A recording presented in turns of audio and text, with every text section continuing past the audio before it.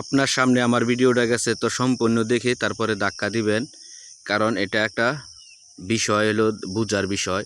তো বর্তমানে যেই আমরা ফসল করি ফসলের কুল সার দিতে হবে, সার ছাড়া ফসল হবে না।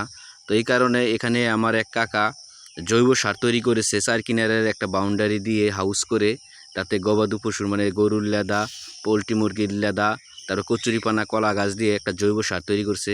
তো এই জৈব সার দিলে মাটিতে আপনার সারও কম লাগবে, মাটির প্রাণ ফিরে আসবে, ফসল ভালো হবে।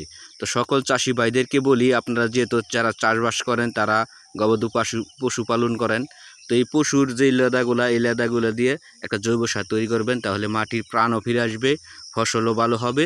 আর কীটনাশক মানে যেই রাসায়নিক সারগুলো আছে এই সারগুলোও কম লাগবে।